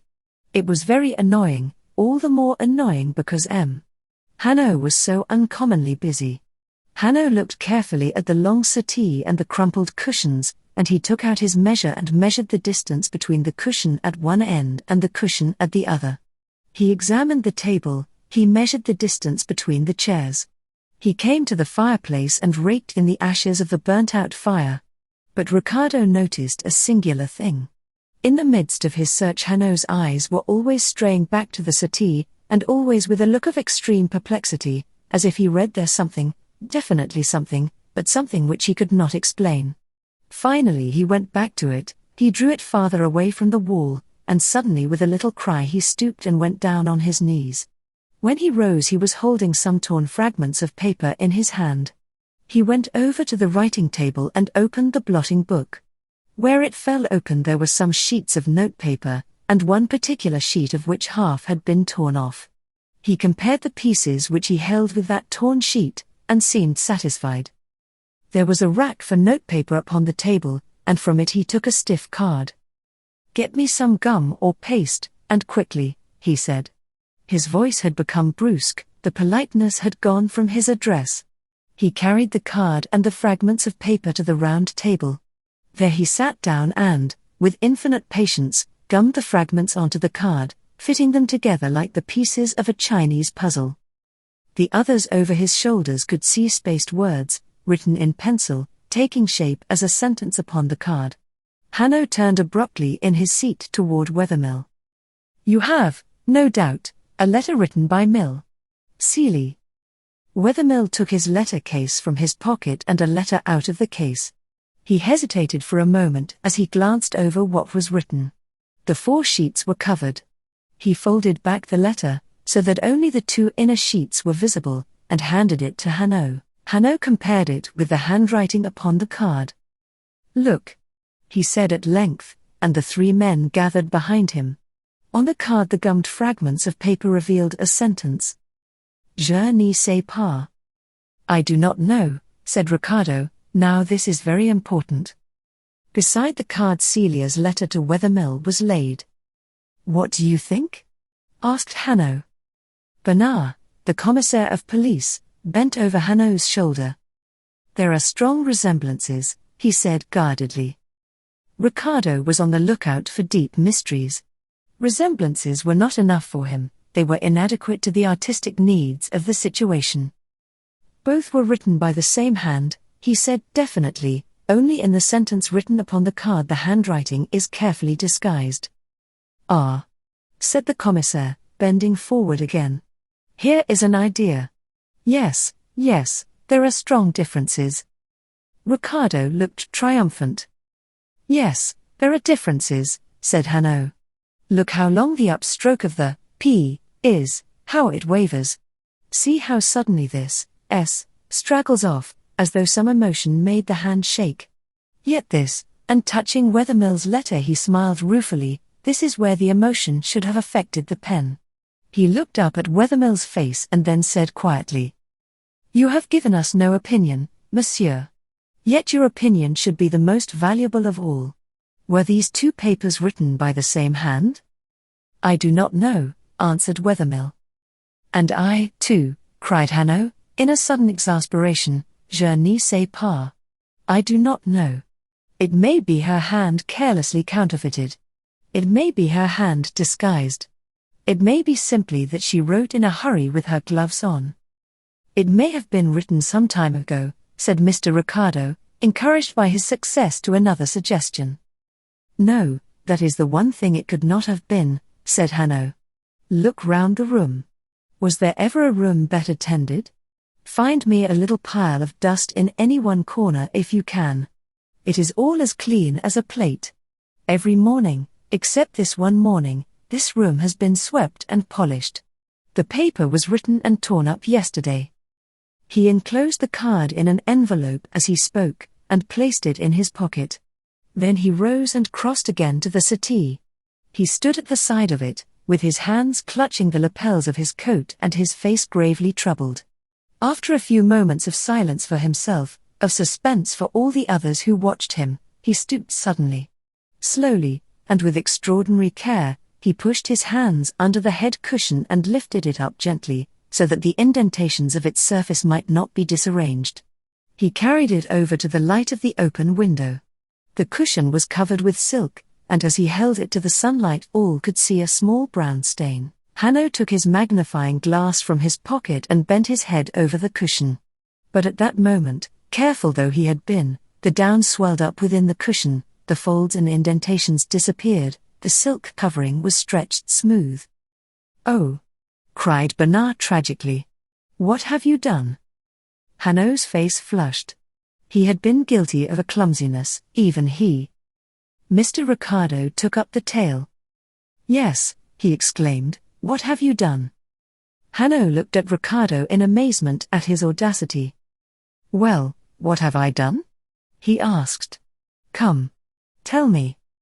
"You have destroyed a clue," replied Ricardo impressively. The deepest dejection at once overspread Hanaud's burly face. "Don't say that, Ricardo, I beseech you," he implored. "A clue. And I have destroyed it. But what kind of a clue? And how have I destroyed it? And to what mystery would it be a clue if I hadn't destroyed it? And what will become of me when I go back to Paris, and say in the Rue de Jérusalem, 'Let me sweep the cellars, my good friends, for M.' Ricardo knows that I destroyed a clue. Faithfully he promised me that he would not open his mouth, but I destroyed a clue, and his perspicacity forced him into speech." It was the turn of Ricardo to grow red. Hanaud turned with a smile to Bernard. "It does not really matter whether the creases in this cushion remain," he said, "we have all seen them." And he replaced the glass in his pocket. He carried that cushion back and replaced it. Then he took the other, which lay at the foot of the settee, and carried it in its turn to the window. This was indented too, and ridged up, and just at the marks the nap of the silk was worn, and there was a slit where it had been cut. The perplexity upon Hanaud's face greatly increased. He stood with the cushion in his hands, no longer looking at it, but looking out through the doors at the footsteps so clearly defined, the footsteps of a girl who had run from this room and sprung into a motor car and driven away. He shook his head, and, carrying back the cushion, laid it carefully down. Then he stood erect, gazed about the room as though even yet he might force its secrets out from its silence, and cried, with a sudden violence, "There is something here, gentlemen, which I do not understand." Mr. Ricardo heard someone beside him draw a deep breath, and turned. Wethermill stood at his elbow. A faint color had come back to his cheeks, his eyes were fixed intently upon Hanaud's face. "What do you think?" he asked, and Hanaud replied brusquely. "It's not my business to hold opinions, monsieur, my business is to make sure." There was one point, and only one, of which he had made everyone in that room sure. He had started confident. Here was a sordid crime, easily understood, but in that room he had read something which had troubled him, which had raised the sordid crime on to some higher and perplexing level. Then Fleuryat after all might be right? Asked the commissaire timidly. Hanaud stared at him for a second, then smiled. "L'affaire Dreyfus?" he cried. "Oh la. No, but there is something else." What was that something? Ricardo asked himself. He looked once more about the room. He did not find his answer, but he caught sight of an ornament upon the wall which drove the question from his mind. The ornament, if so it could be called, was a painted tambourine with a bunch of bright ribbons tied to the rim, and it was hung upon the wall between the settee and the fireplace at about the height of a man's head. Of course it might be no more than it seemed to be, a rather gaudy and vulgar toy, such as a woman like Madame Dovry would be very likely to choose in order to dress her walls. But it swept Ricardo's thoughts back of a sudden to the concert hall at Leamington and the apparatus of a spiritualistic show. After all, he reflected triumphantly, Hanaud had not noticed everything, and as he made the reflection Hanaud's voice broke in to corroborate him. "We have seen everything here, let us go upstairs," he said. "We will first visit the room of Mlle Celia. Then we will question the maid, Helene Vauquier." The four men, followed by Perrichet, passed out by the door into the hall and mounted the stairs. Celia's room was in the southwest angle of the villa, a bright and airy room, of which one window overlooked the road, and two others, between which stood the dressing table, the garden. Behind the room a door led into a little white-tiled bathroom. Some towels were tumbled upon the floor beside the bath. In the bedroom, a dark grey frock of tussery and a petticoat were flung carelessly on the bed. A big grey hat of Ottoman silk was lying upon a chest of drawers in the recess of a window, and upon a chair a little pile of fine linen and a pair of grey silk stockings, which matched in shade the grey suede shoes, were tossed in a heap. "It was here that you saw the light at 9:30?" Hanaud said, turning to Perrichet. "Yes, monsieur," replied Perrichet.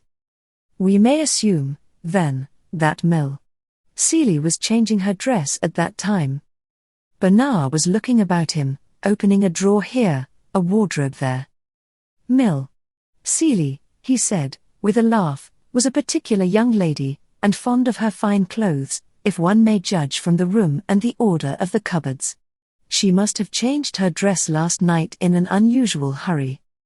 There was about the whole room a certain daintiness, almost, it seemed to Mr. Ricardo, a fragrance, as though the girl had impressed something of her own delicate self upon it. Whether Mlle stood upon the threshold watching with a sullen face the violation of this chamber by the officers of the police. No such feelings, however, troubled Hanaud. He went over to the dressing room and opened a few small leather cases which held Celia's ornaments. In one or two of them a trinket was visible, others were empty. One of these latter Hanaud held open in his hand, and for so long that Bernard moved impatiently. "You see it is empty, monsieur," he said, and suddenly Wethermill moved forward into the room. "Yes, I see that," said Hanaud dryly. It was a case made to hold a couple of long ear drops, those diamond ear drops, doubtless, which Mr. Ricardo had seen twinkling in the garden. "Will monsieur let me see?" asked Wethermill, and he took the case in his hands. "Yes," he said. "Mlle Celia's ear drops," and he handed the case back with a thoughtful air. It was the first time he had taken a definite part in the investigation. To Ricardo the reason was clear. Harry Wethermill had himself given those ear drops to Celia. Hanaud replaced the case and turned round. "There is nothing more for us to see here," he said. "I suppose that no one has been allowed to enter the room?" And he opened the door. "No one except Helene Vauquier," replied the commissaire. Ricardo felt indignant at so obvious a piece of carelessness. Even Wethermill looked surprised. Hanaud merely shut the door again. "Oh, the maid," he said. "Then she has recovered." "She is still weak," said the commissaire. "But I thought it was necessary that we should obtain at once a description of what Celia Harland wore when she left the house. I spoke to M. Fleuriot about it, and he gave me permission to bring Helene Vauquier here, who alone could tell us. I brought her here myself just before you came. She looked through the girl's wardrobe to see what was missing." "Was she alone in the room?" "Not for a moment," said M.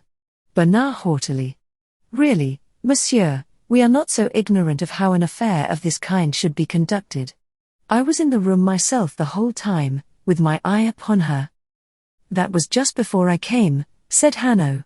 He crossed carelessly to the open window which overlooked the road and, leaning out of it, looked up the road to the corner round which he and his friends had come, precisely as the commissaire had done.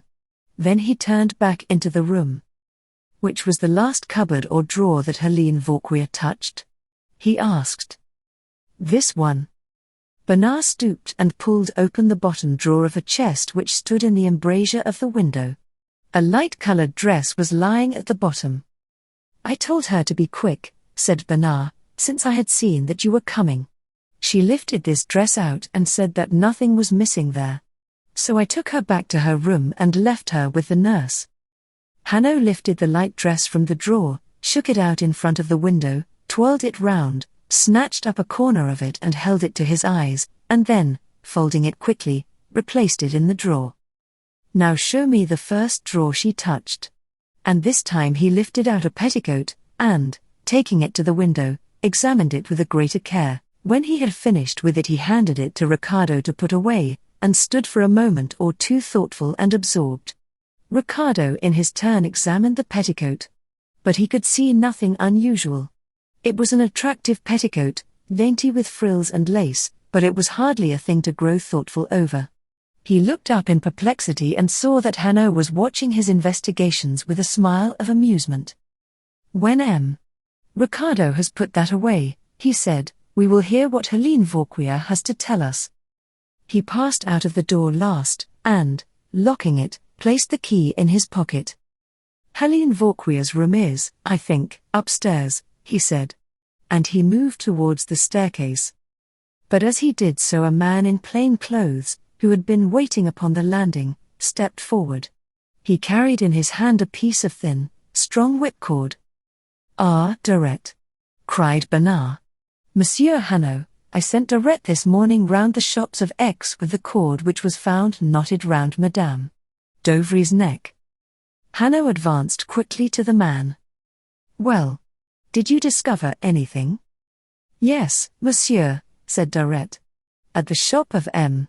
Corval, in the Rue du Casino, a young lady in a dark grey frock and hat bought some cord of this kind at a few minutes after 9 last night. It was just as the shop was being closed. I showed Corval the photograph of Celia Harland which Le Commissaire gave me out of Madame Dovrie's room, and he identified it as the portrait of the girl who had bought the cord." Complete silence followed upon Dorette's words. The whole party stood like men stupefied. No one looked towards Wethermill, even Hanaud averted his eyes. "Yes, that is very important," he said awkwardly. He turned away and, followed by the others, went up the stairs to the bedroom of Mlle Celia. Chapter 6: Mlle Celia's evidence. A nurse opened the door. Within the room Mlle Celia was leaning back in a chair. She looked ill, and her face was very white. On the appearance of Hanaud, the commissaire, and the others, however, she rose to her feet. Ricardo recognized the justice of Hanaud's description. She stood before them, a hard-featured, tall woman of 35 or 40, in a neat black stuff dress, strong with the strength of a peasant, respectable, reliable. She looked what she had been, the confidential maid of an elderly woman. On her face there was now an aspect of eager appeal. "Oh, monsieur," she began, "let me go from here, anywhere, into prison if you like. But to stay here, where in years past we were so happy and with Madame lying in the room below. No, it is insupportable." She sank into her chair, and Hanaud came over to her side.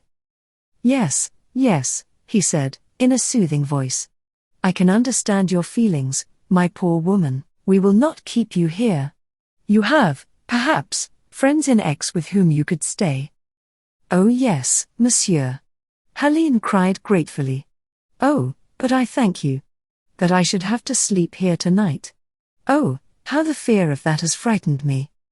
"You need have had no such fear.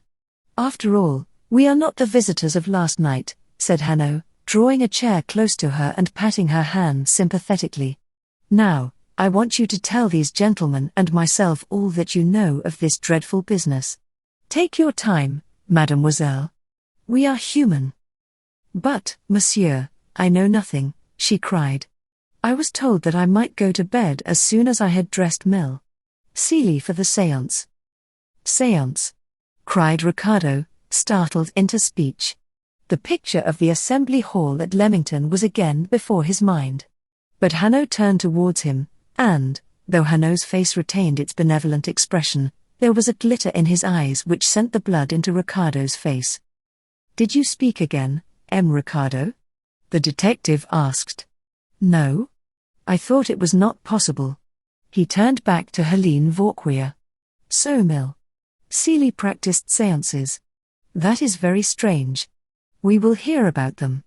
Who knows what thread may lead us to the truth?" Mlle Celia shook her head.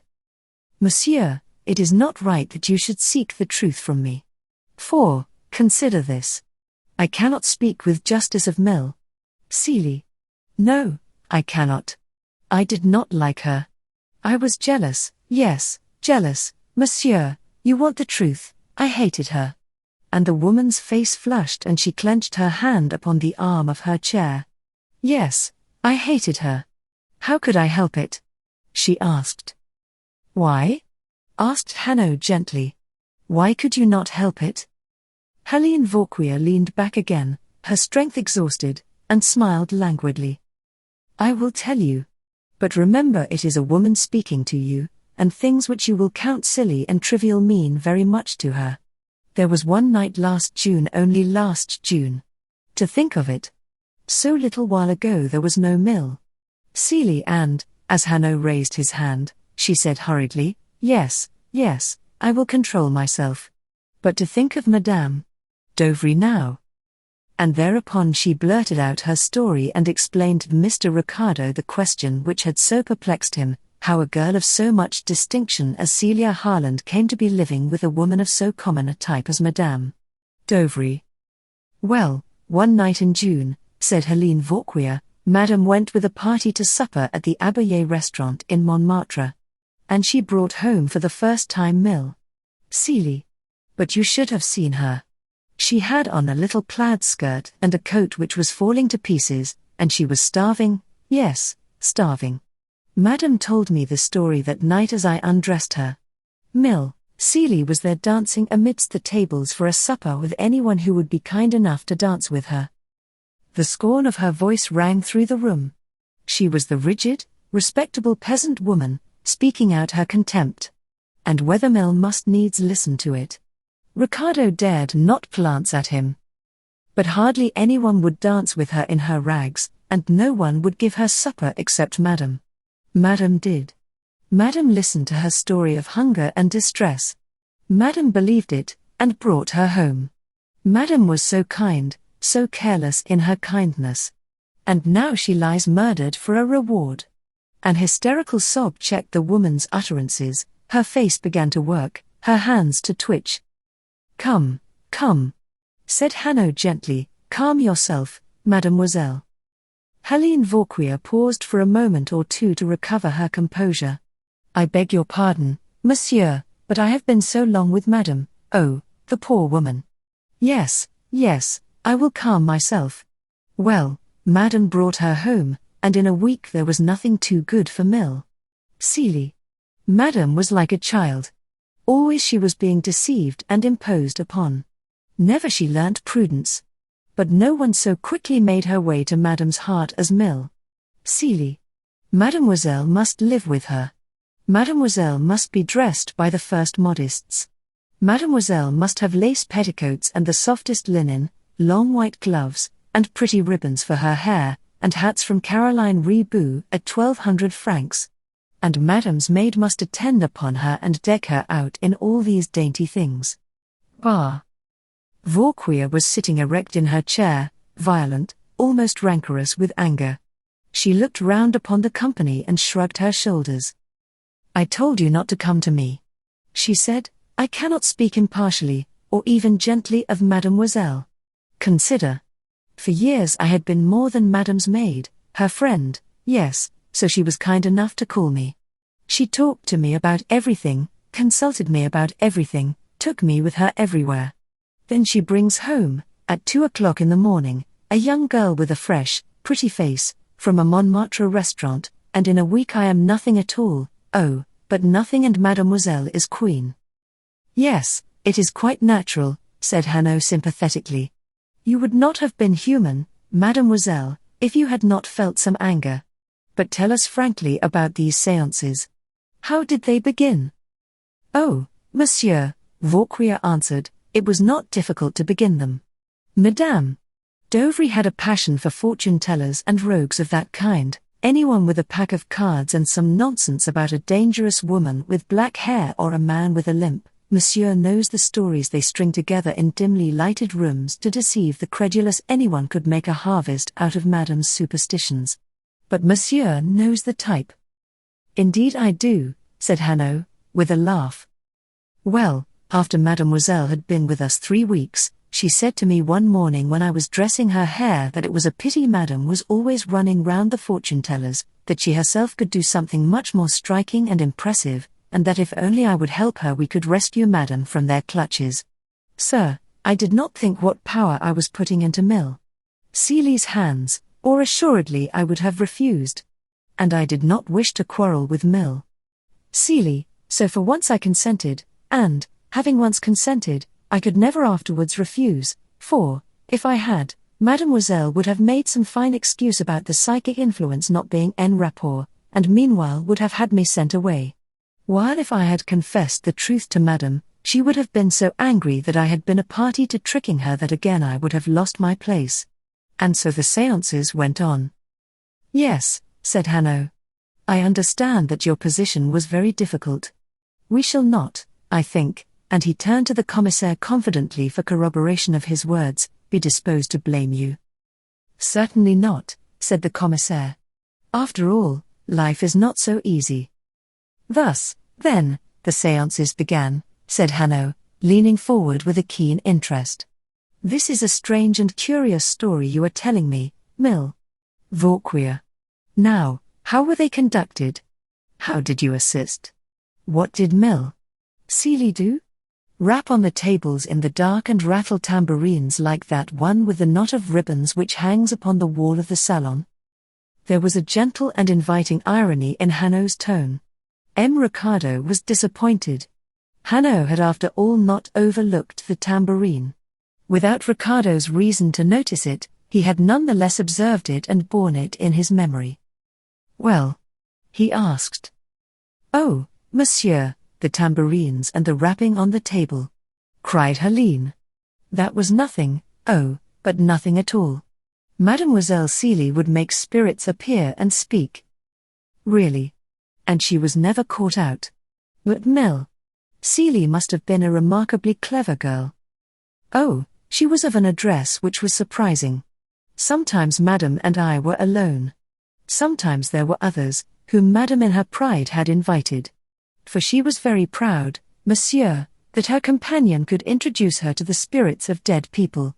But never was Mlle Celia caught out. She told me that for many years, even when quite a child, she had travelled through England giving these exhibitions.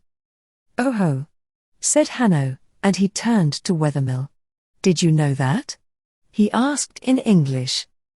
I did not, he said. I do not now. Hanaud shook his head. To me this story does not seem invented, he replied. And then he spoke again in French to Mlle Celia. Well, continue, mademoiselle. Assume that the company is assembled for our séance.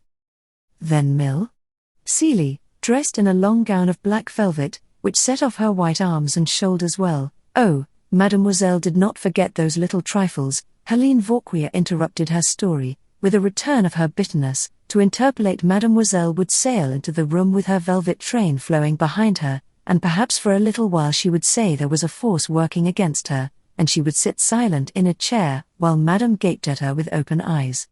At last mademoiselle would say that the powers were favorable and the spirits would manifest themselves tonight. Then she would be placed in a cabinet, perhaps with a string tied across the door outside. You will understand it was my business to see after the string, and the lights would be turned down, or perhaps out altogether.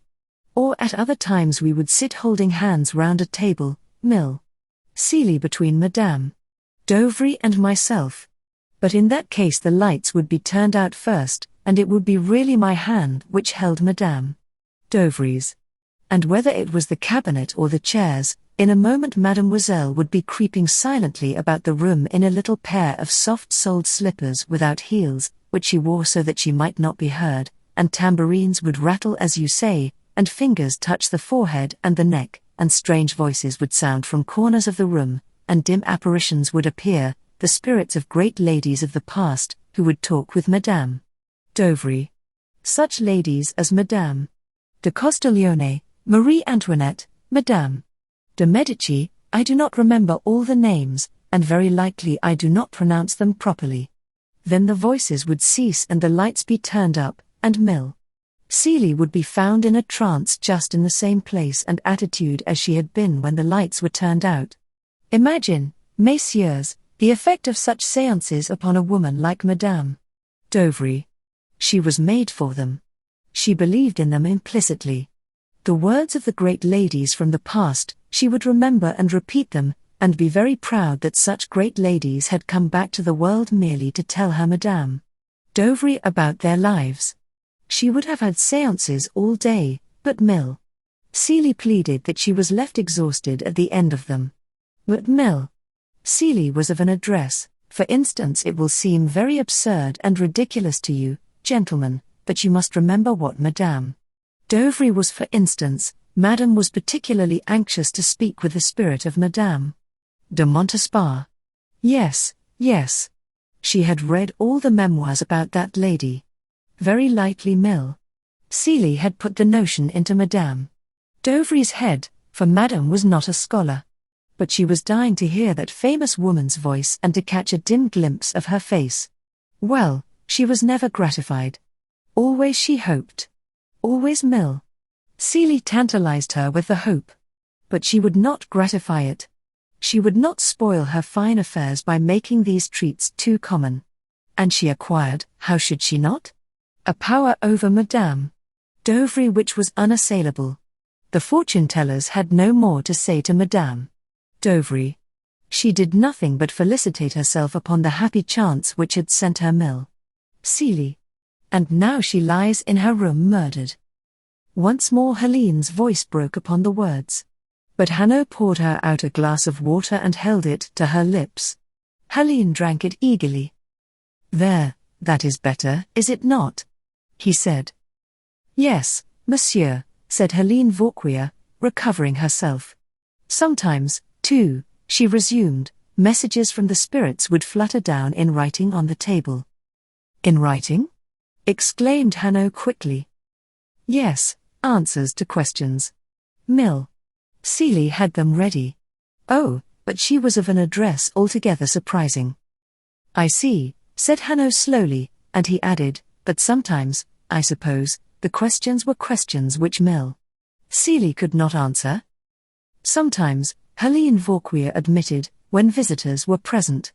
When Madame Dovry was alone, well, she was an ignorant woman, and any answer would serve. But it was not so when there were visitors whom Mlle Celia did not know, or only knew slightly. These visitors might be putting questions to test her, of which they knew the answers, while Mlle Celia did not." "Exactly," said Hanaud. "What happened then?" All who were listening understood to what point he was leading Helene Vauquier. All waited intently for her answer. She smiled. It was all one to Mlle Celia. She was prepared with an escape from the difficulty. Perfectly prepared. Hanaud looked puzzled. "I can think of no way out of it except the one," and he looked round to the commissaire and to Ricardo as though he would inquire of them how many ways they had discovered. "I can think of no escape except that a message in writing should flutter down from the spirit," appealed to, saying frankly, and Hanaud shrugged his shoulders, "I do not know." "Oh no, no, monsieur," replied Helene Vauquier in pity for Hanaud's misconception, "I see that you are not in the habit of attending séances. It would never do for a spirit to admit that it did not know. At once its authority would be gone, and with it Mlle Celia's as well. But on the other hand, for inscrutable reasons the spirit might not be allowed to answer." "I understand," said Hanaud, meekly accepting the correction. The spirit might reply that it was forbidden to answer, but never that it did not know. "No, never that," agreed Helene. So it seemed that Hanaud must look elsewhere for the explanation of that sentence. "I do not know," Helene continued. "Oh, Mlle Celia, it was not easy to baffle her, I can tell you. She carried a lace scarf which she could drape about her head, and in a moment she would be, in the dim light, an old woman, with a voice so altered that no one could know it. Indeed, you said rightly, monsieur, she was clever."